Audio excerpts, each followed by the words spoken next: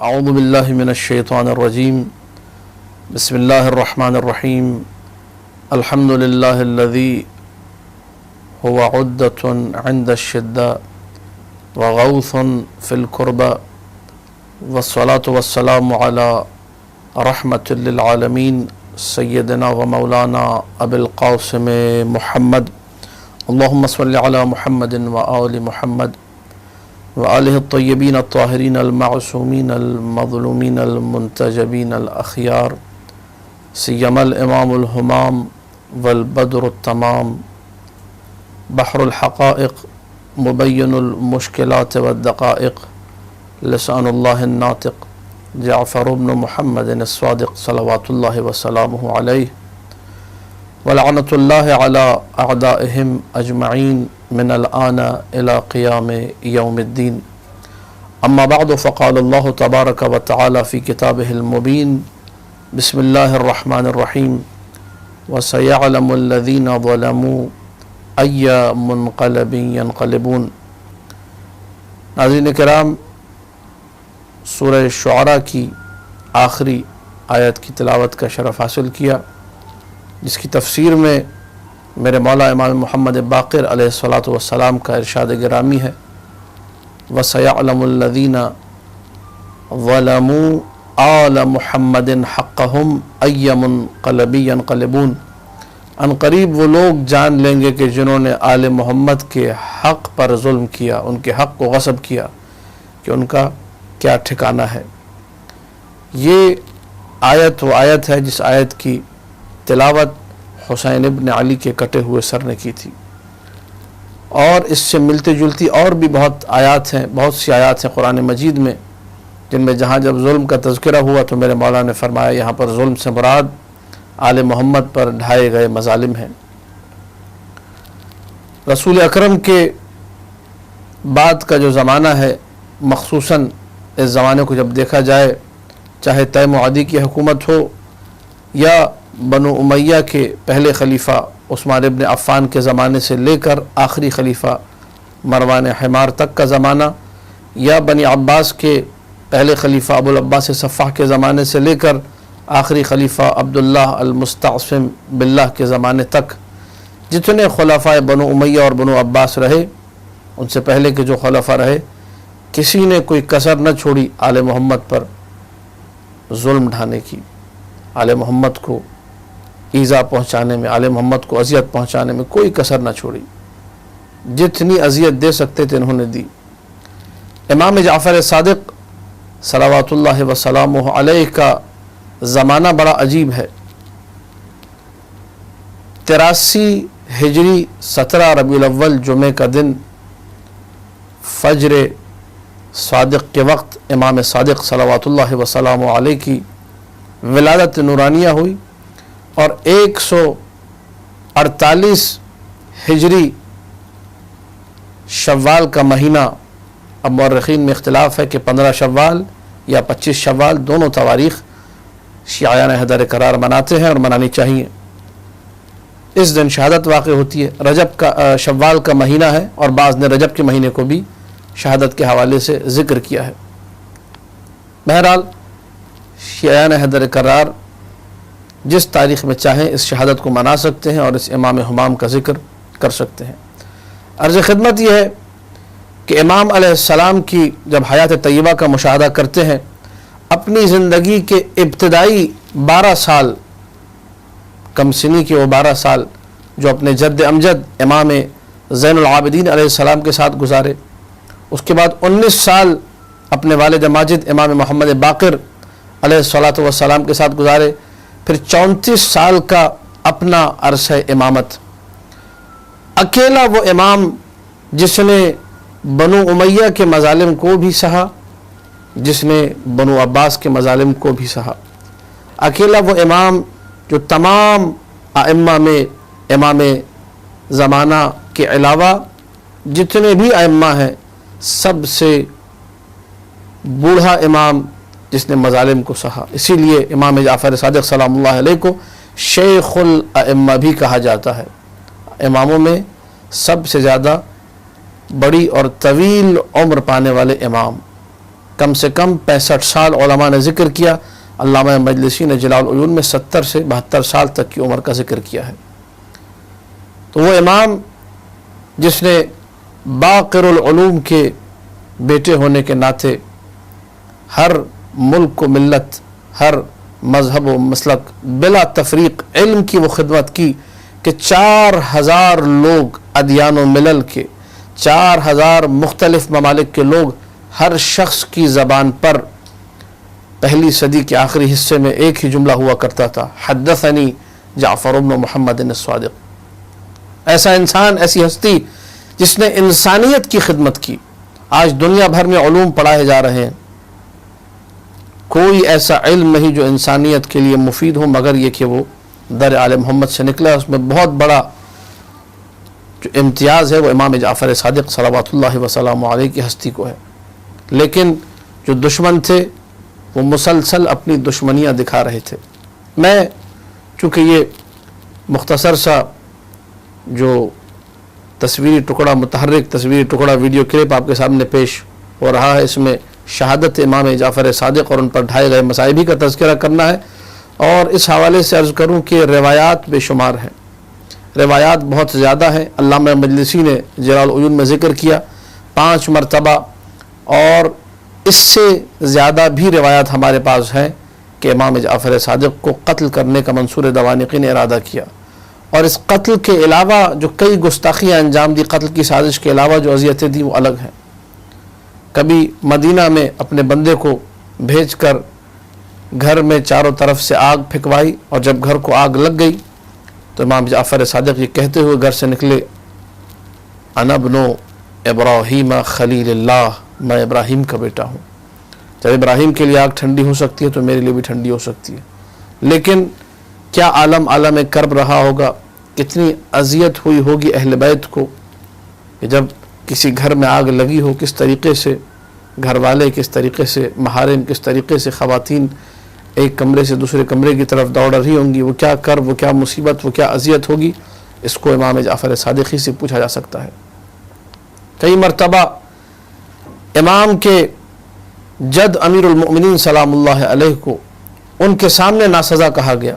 امالی توسی دوسری مجلس میں یہ روایت تحریر کی ابو جعفر توسی رحمۃ اللہ علیہ نے کہ راوی یہ کہتا ہے کہ جب محمد و ابراہیم عبداللہ ابن حسن کے بیٹوں کو قتل کیا گیا تو منصور اللعین نے ایک شخص کو مدینہ کا گورنر بنا کے بھیجا جس کا نام شعبہ ابن اقال تھا. شعبہ ابن اقال جب مدینہ پہنچا تو پہلے ہی جمعے میں جو جمعہ آیا تو اس نے سارے مدینے والوں کو جمع کیا اور اس کے بعد ممبر پر گیا حمد و ثنا، اور حمد و ثنا کے بعد یہ کہنے لگا، ان علی ابن ابی طالب شق عصا المؤمنین، شق عصا المسلمین وحارب المؤمنین. علی ابن ابی طالب نے اتحاد بین المسلمین کو پارا پارا کیا. علی ابن ابی طالب نے مؤمنین سے جنگ کی، وطلب الامر لنفسہ، اور اس حکومت کو اپنے لیے چاہا. پھر اس کے بعد وہ جملے دہرانا نہیں چاہوں گا، جو گستاخیاں اس نے کی حوالہ میں نے دے دیا، آپ لوگ پڑھ لیجئے. جب اس نے یہ ساری گستاخیاں کی تو گورنر بن کر آیا تھا، ظالم بادشاہ کی طرف سے گورنر تھا، کسی میں جرأت نہ تھی شعبہ ابن اقال ملعون کو کوئی جواب دیتا. راوی یہ کہتا ہے کہ ایسے میں نے دیکھا کہ مسجد میں ایک شخص کھڑا ہوا جس کے تن پہ پرانا لباس تھا. اس نے حمد و ثنا کے بعد کہا شعبہ ابن اقال کو مخاطب کر کے کہ تو نے جس خیر کا ذکر کیا ہم اس خیر کی اہلیت رکھتے ہیں، اور جس برائی کی تو نے ذکر کی، تو اور جس نے تجھے گورنر بنا کے بھیجا ہے، تم دونوں اس کے لیے سزاوار ہو. اس کے بعد اس شخص نے پکار کر کہا ارجع معذوراً، پلٹ جا اس عالم میں کہ تو بدبختی کو اپنے لیے خرید چکا ہے، گناہوں کو اپنے لیے خرید چکا ہے. مذموماً، تیری مذمت ہو رہی ہے. اگرچہ اس کو کوئی جواب دینے والا نہ تھا لیکن سب اس کو برا ہی سمجھ رہے تھے. جس لب و لہجے میں اس شخص نے گفتگو کی، جس لب و لہجے میں اس شخص نے پکار کر جواب دیا، تو اس وقت اس گورنر شعبہ ابن اقال کے پاس کہنے کو کچھ نہ تھا. فبہت الذی کفر، چپ چاپ ممبر سے اترا اور مسجد سے نکل کر چلا گیا. جب میں نے پوچھا یہ کون ہستی ہے, یہ کون شخص ہے, اس نے ایک حاکم کو, ایک گورنر کو چپ کرا دیا. تو مجھے بتایا گیا ھذا جعفر ابن محمد ابن علی ابن حسین ابن علی ابن ابی طالب صلوات اللہ وسلامہ علیہ, یہ جعفر صادق ہے. یہ جعفر صادق کے مصائب میں سے ایک مصیبت ہے کہ ان کے جد امجد کو ان کی نگاہوں کے سامنے, ان کی سماعت کے سامنے برا کہا جائے, ان کی شان میں گستاخی کی جائے, بدزبانی کی جائے.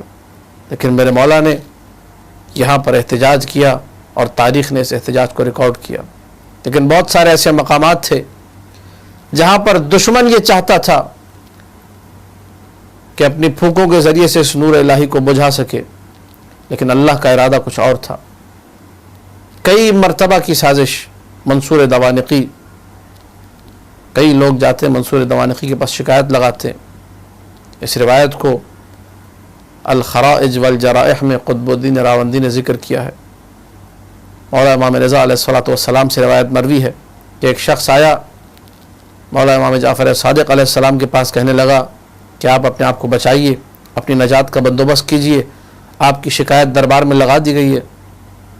جیسے اس نے یہ کہا فتبسم, میرے مولا امام صادق علیہ السلام مسکرائے اور کہنے لگے جب اللہ کسی چھپی ہوئی فضیلت کو آشکار کرنا چاہتا ہے, کسی ایسی حجت کو بیان کرنا چاہتا ہے کہ جس کا انکار کیا گیا, تو کسی حاسد کو اس پہ معمور کر دیتا ہے. وہ اپنے حسد کے چکر میں اظہار فضیلت کا باعث بن جاتا ہے. یہیں بیٹھو, ابھی حکومتی کارندے آتے ہوں گے, مجھے لے کر جائیں گے, اور پھر قدرت الہیہ اور اللہ کی نشانیوں کا نظارہ کرنا. وہ شخص کہتا ہے تھوڑی دیر میں منصور دوانقی کا قاصد آ گیا اور لے جانے لگا. میرے مولا کو میں بھی ساتھ چلا. جب دربار میں پہنچے تو دیکھا منصور دوانقی غضب کے عالم میں بیٹھا ہے اور کہنے لگا اے جعفر, میں نے سنا تم لوگوں سے اپنے لیے بیعت لیتے پھر رہے ہو, تم مسلمانوں کو ہلاک کرنا چاہتے ہو, تم مسلمانوں کا اتحاد پارا پارا کرنا چاہتے ہو. جب منصور نے یہ ساری باتیں کی تو میرے مولا نے کہا جس نے بھی کہا ہے یہ جھوٹ کہا ہے. علامہ مجلسی نے جلال العیون میں اسی روایت کو مختلف انداز سے ذکر کیا اور فرمایا کہ میرے مولا نے یہ کہا کہ میں نے بنو امیہ کے زمانے میں یہ کام نہیں کیا جب میں جوان تھا, آج جب میں بوڑھا ہو چکا ہوں میں یہ کام کروں گا. اس وقت اس نے کہا کہ نہیں, جس شخص نے مجھے خبر دی ہے اگر میں اس سے قسم اٹھواؤں, اس نے قسم کھا لی تو پھر میں تمہیں چھوڑوں گا نہیں. قتل کے ارادے پر مصمم تھا. مولا نے کہا بلایا جائے اس شخص کو. اس شخص کو جب بلایا گیا اور ایک دربان نے آ کر کہا کہ میں اس سے قسم اٹھواتا ہوں, کہنے لگا کھاؤ قسم, واللہ باللہ تاللہ. میرے مولا نے کہا ایسے قسم نہ کھاؤ, قسم کھانی ہے تو ایسے کھاؤ. ان کنت کاذبا فبرئت من حول اللہ وقوتہ ولجأت الی حولی وقوتی. اگر میں جھوٹا تھا تو میں اللہ کی حول یعنی اللہ کی قوت سے, اللہ کی مشیت سے, اللہ کے ارادے سے بیزار ہوتا ہوں, باہر جاتا ہوں اور اپنی قوت, اپنے ارادے, اپنی مشیت کا سہارا لیتا ہوں, اپنی قدرت کا سہارا لیتا ہوں اگر میں جھوٹا ہوں. جیسے ہی اس نے یہ جملے دہرائے تو جعفر صادق صلوات اللہ وسلام علیہ کے لبھائے مبارک پہ یہ جملے آئے اللہم ان کان کاذبا فامتہ الساعہ. بار اللہ اگر یہ شخص جھوٹا ہے تو اس کو ابھی اسی وقت موت دے دے. فمستتم کلامہ حتی سقط علی وجہہ. ابھی میرے مولا کا کلام تمام نہیں ہوا تھا, میرے مولا کی گفتگو مکمل نہیں ہوئی تھی کہ یہ ملعون شخص منہ کے بل زمین پہ گر پڑا. اور ایک روایت کے مطابق جس طرح کتے کی زبان باہر نکلی ہوئی ہوتی ہے, اس شخص کی زبان باہر نکلی ہوئی تھی. جیسے ہی اس عالم کا مشاہدہ کیا, عجیب جملے ہیں. منصور نے کہا کہ میں آپ کی کیا خدمت کر سکتا ہوں, مجھے بتائیے, مجھ سے غلطی ہوئی. میرے مولا نے جملہ کہا وہ عزاداروں کو رلانے کے لیے کافی ہے. کہا کہ منصور ما لی الیک حاجت, میری کوئی حاجت نہیں سوائے اس کے کہ ان اسرع الی اہلی فان قلوبہم متعلقۃ بی. جتنا جلدی ہو سکتا ہے مجھے اپنے گھر جانے دے, سب کے دل مجھ میں اٹکے ہوئے ہیں, سب میرے لیے پریشان ہے, سب میرے لیے بے چین ہے. کہا لک ھذا، تمہیں اختیار ہے، تم جا سکتے ہو۔ اللہ اکبر۔ وہ جعفر صادق جو دربار میں آئے، ایک لمحے کے لیے، تھوڑی دیر کے لیے گھر سے دور ہوئے تو اپنے گھر والوں کی فکر تھی۔ میں کہوں گا سلام ہو آپ پر حسین ابن علی۔ کربلا میں شمر لعین خنجر لے کے آگے بڑھ رہا تھا، سکت نہ تھی حسین ابن علی میں اٹھنے کی، لیکن ایسے میں اپنی نگاہوں سے خیمگاہ کی طرف دیکھ رہے تھے۔ مصائب ختم ہے ذات حسین ابن علی پر، انہی مصائب کے تذکرے کا، انہی پہ گریے کا جعفر صادق سلام اللہ علیہ نے حکم دیا، بارہا حکم دیا۔ لیکن عزادارو، کچھ شباہتیں ہیں جو جعفر صادق سلام اللہ علیہ کے مصائب میں ہمیں نظر آتی ہیں کربلا کے مصائب کے ساتھ۔ فضل ابن ربی کو ایک دن منصور نے یہ حکم دیا، اسی وقت کسی بھی طور پر، کسی بھی حالت میں جعفر صادق کو پیش کیا جائے۔ فضل ابن ربی کا بیٹا محمد یہ کہتا ہے کہ میرا باپ گھر آیا اور اس نے مجھے طلب کیا، میں سب سے زیادہ بے باک، سب سے زیادہ سنگ دل تھا۔ کہا کہ جاؤ اسی وقت جعفر صادق کو جس بھی حالت میں ہو لے کر آؤ، خبردار دروازے سے نہ جانا، دیوار پھلانگ کر گھر میں گھسنا ہے، اور جس عالم میں ہو اسی عالم میں لے کر آنا۔ عزادارو، محمد ابن ربی یہ کہتا ہے میں نے ایک سیڑھی لگائی خانہ جعفر صادق کے باہر، دیوار پھلانگ کے میں گھر میں گھسا، دیکھا کہ جعفر صادق نماز پڑھ رہے ہیں۔ جیسے ہی نماز مکمل کی میں نے کہا چلیے میرے ساتھ، تو کہا مجھے اجازت دو میں غسل کر لوں، اپنی موت کا غسل اپنی موت سے پہلے کر لوں۔ کہا کہ اجازت نہیں ہے۔ وضو کر لوں، کہا اجازت نہیں ہے۔ کہا مجھے سر پہ عمامہ رکھنے دو، مجھے کندھوں پہ عبا رکھنے دو، کہا اجازت نہیں ہے۔ عزادارو، سر برہنا، پا برہنا، ہاتھوں میں رسی باندھ کر یہ محمد ابن ربیع ملعون میرے مولا کو لے کر چلا۔ علامہ مجلسی کی بقول 70 سال کا بوڑھا جعفر صادق وہ خچر پہ سوار رسی کو کھینچ رہا تھا، اور ادھر سے جعفر صادق سلام اللہ علیہ پیچھے پیچھے سی بڑھاپے کے عالم میں۔ ایک لمحے کو جعفر صادق نے رک کر یہ کہا کہ میری حالت پہ رحم کھا، اب مجھ سے چلا نہیں جا رہا۔ اجرکم علی اللہ عظم اللہ اجورکم۔ یہ وہ امام ہے جو بڑھاپے کے عالم میں رسیاں ہاتھوں میں بندھی ہوئی ہے، کھینچا جا رہا ہے، چلا نہیں جا رہا، رحم کھایا، اس سنگ دل نے بھی رحم کھایا۔ میں کہوں گا بڑی شباہتیں ہیں کربلا کے ساتھ، عزاداروں کے ذہن منتقل ہو چکے ہوں گے، لیکن ایک ایسا بھی امام نظر آتا ہے تو چل نہیں رہا تھا، صرف اسے دھوپ میں اتنا کھڑا رکھا گیا کہ وہ سائے کی تمنا کرتا رہا، مجھے سائے میں جانے دیا جائے۔ تب کوڑوں کی برسات ہوئی۔ نہ جانے اہل بیت کی کیسی کیسی مصیبتیں ہیں۔ ادھر دربار لے جایا گیا، دربار میں جعفر صادق پہنچے، منصور دوانقی ملعون نے تلوار نکالی نیام سے، ایک بالش کے برابر، پھر تھوڑا نرم ہوا، پھر غیظ و غضب میں آ کے تھوڑی اور تلوار نکالی، پھر کچھ نرمی طاری ہوئی، پھر تیسری مرتبہ جعفر صادق کی شان میں گستاخی کی، پھر تلوار نکالنا چاہی، پھر اس کے بعد گھر کی طرف انعام و اکرام کے ساتھ روانہ کر دیا۔ فضل ابن ربیع یہ کہتا ہے میں نے منصور سے پوچھا یہ تو نے کیا کیا؟ بلایا تھا قتل کرنے کے لیے، اور جب جعفر صادق آئے میں نے دیکھا تو نے تلوار نکالی قتل کرنے کے لیے، پھر رک گیا، پھر تھوڑی سی تلوار نیام سے نکالی، پھر رک گیا، پھر تیسری مرتبہ پوری تلوار نکال لی، پھر رک گیا۔ کہنے لگا فضل میں تجھے بتاؤں گا لیکن سب کو محل سے نکلوا دے، یہ بات میرے اور تیرے درمیان راز رہے۔ جب میں نے تلوار نکالی جعفر صادق کے قتل کے ارادے سے تو ایک لمحے کو میرے سامنے رسول اللہ آ گئے اور مجھے کہا کہ اگر تو نے میرے بیٹے کو قتل کیا تو اچھا نہ ہوگا۔ دوسری مرتبہ پھر میں نے تلوار نکالنا چاہی، پھر میرے سامنے رسول اللہ آ گئے، تیسری مرتبہ پھر رسول اللہ نے مجھے ڈرایا، پھر ڈر کے مارے میں نے جعفر صادق کو واپس کر دیا۔ عزادارو 7 سے 8 یا 9 دفعہ قتل کی سازش ہوئی۔ آخر میں جب وقت آیا، جب رضا بقضائہ و تسلیما لامرہ کی منزل آئی، انگوروں اور اناروں میں زہر ڈلوا کے ملعون منصور دوانقی نے بھجوایا۔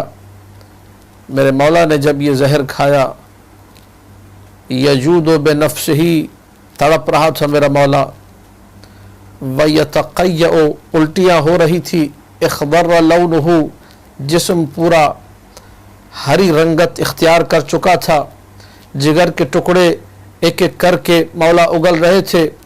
نہ جانے موسیٰ کاظم نے کیسے دیکھا ہوگا، لیکن یہ آل محمد کے لیے نیا نہ تھا۔ مولا حسن مجتبیٰ نے بھی اسی عالم میں اپنی زندگی کو ختم کیا تھا، اپنی زندگی کو تمام کیا تھا کہ زہر کے نتیجے میں جگر کے ٹکڑے کٹ کٹ کے گر رہے تھے۔ عزادارو کچھ ہی وقت گزرا، شوال کی 25 تاریخ 148 ہجری، یہ وہ عجیب دن تھا جب مدینے میں زلزلہ برپا ہوا۔ مدینے والوں کو اطلاع ملی کہ جعفر صادق اب اس دنیا میں نہ رہے۔ انا للہ و انا الیہ راجعون۔ وفیات الائمہ میں بحرانی صاحب نے یہ لکھا، تزعزعت المدینۃ باہلہا، پورے مدینہ میں ایک زلزلہ برپا ہو گیا۔ ساری خواتین، ساری سیدانیاں، سب لوگ اپنے گھروں سے نکلے، وا امامہ وا سیدہ وا جعفرہ، چاروں طرف یہ فلک شگاف نعرے تھے، ہر کوئی جعفر صادق کا غم منا رہا تھا۔ امام موسیٰ کاظم صلوات اللہ وسلام علیہ وا ابتاہ کے نعرے بلند کر رہے تھے۔ عزاداروں، لوگوں نے دیکھا موسیٰ کاظم رو رہے ہیں، لوگوں نے دیکھا اس کرب کے عالم میں میرے مولا نے جعفر صادق سلام اللہ علیہ کو غسل دیا، کفن پہنایا، ایک عظیم الشان جنازہ برپا ہوا۔ چاروں طرف لوگ غم کے عالم میں تھے، کرب کے عالم میں تھے۔ وہ کیفیت تھی جس کیفیت کو بیان نہیں کیا جا سکتا۔ جب جنازہ لے جایا گیا تو بقیع میں اپنے جد کے ساتھ، اپنے بابا کے ساتھ جعفر صادق کو مدفون کیا گیا۔ ہزاروں لوگوں نے شرکت کی اس جنازے میں، چاروں طرف غم غصے کی ایک لہر دوڑی ہوئی تھی، چاروں طرف ایک کرب کا عالم تھا۔ میں کہوں گا میرے مولا، آپ کا جنازہ اٹھا، بڑی شان سے اٹھا، چاروں طرف لوگوں نے تابوت کو کندھا دیا، چاروں طرف لوگوں نے موسیٰ کاظم کو پرسا دیا، لیکن ایک وہ بھی جنازہ تھا جو کربلا میں لاشے کی صورت میں پڑا ہوا تھا سرزمین کربلا پہ۔ کوئی جنازے کو اٹھانے والا نہ تھا، کوئی غسل و کفن دینے والا نہ تھا۔ ارے جو بچے تھے، جو لاوارث تھے، جن کا اب کوئی وارث نہ تھا سوائے خدا کے، ان کو کوئی پرسا دینے والا نہ تھا۔ ہاں اتنا ضرور تھا کہ جیسے ہی العطش کی صدا بلند کرتے تھے حسین کے پیاسے بچے، تو کوڑوں کی صدائیں اس کے بعد بلند ہوتی تھی، تازیانوں کے بعد چیخوں کی آوازوں کی صدائیں بلند ہوتی تھی، چاروں طرف آہ و بکا بلند ہوتا تھا۔ الا لعنۃ اللہ علی القوم الظالمین وسیعلم الذین ظلموا آل محمد ای منقلب ینقلبون۔